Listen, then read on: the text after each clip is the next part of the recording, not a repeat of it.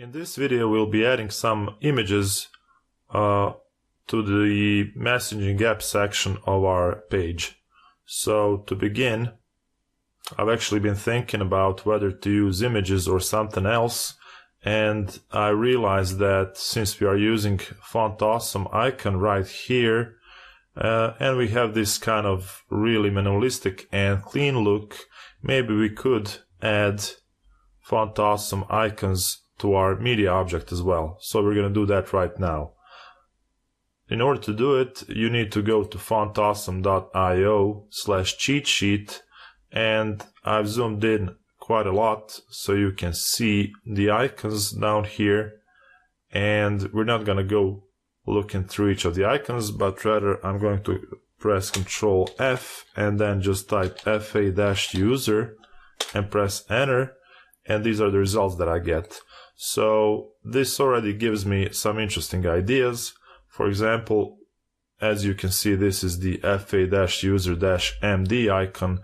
So this website, if you feel like it, you could repurpose it to be sort of like maybe a medical app, a medical messaging app where you could actually message a doctor or something. And in the mockup, you could put a user as a patient and then a doctor as the person who responds to the message. So back in here, I'm actually not going to do that. I'm just going to be using these two in order to distinguish between two users. So we're going to be using fa-user-circle and fa-user-circle-o. So I'm going to copy this FontAwesome icon name, and right now I can actually start building the icons instead of images. So back in here, let's find media list, and right here instead of the image we're going to be placing the icon. So I'm going to go span, and I'm going to close the span tag, and right here I'm going to say class equals, and I'm going to paste in the icon that I copied, but I'm also going to put FA before, because this is the pattern that you have to use. You have to use FA space and then the specific icon. Okay, so now we can actually delete the image, but we're still going to keep the margin right of 3 that was used on the image. So now that I go save, back in here I see it's regenerating, so let's see what's going to happen. We get our little icon, but it's kind of little, so we need to make it bigger. So in order to do that, I'm going to go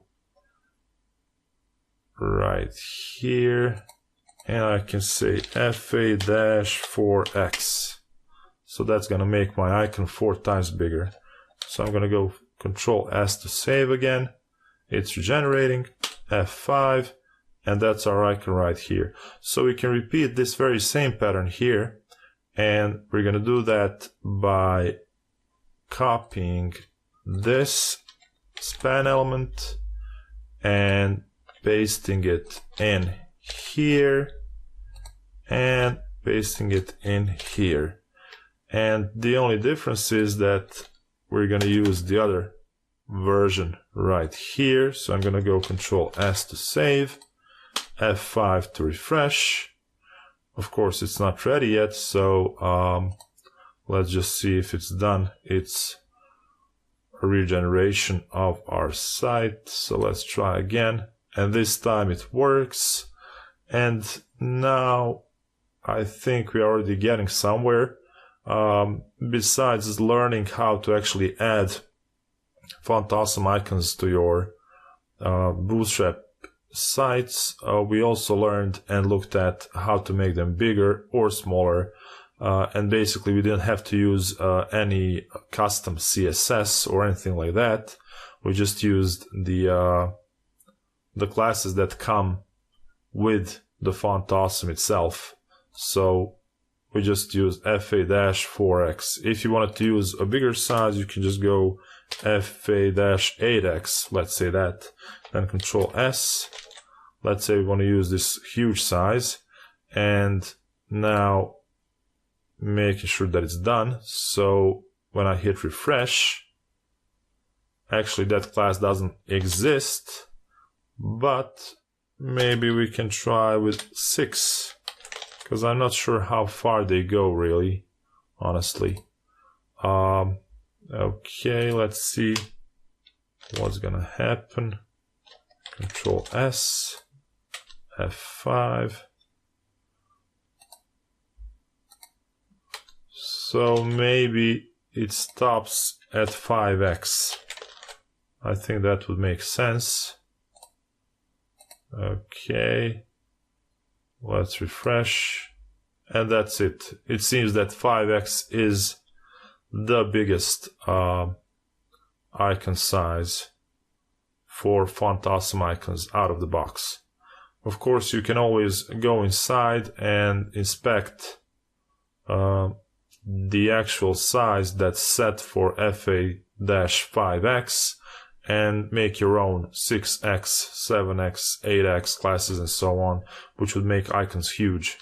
We could have even applied this to this icon by specifying, let's say, FA-10x and setting its size to whatever we set in our earlier videos. So that's basically it. In the next video, we'll keep on improving our page.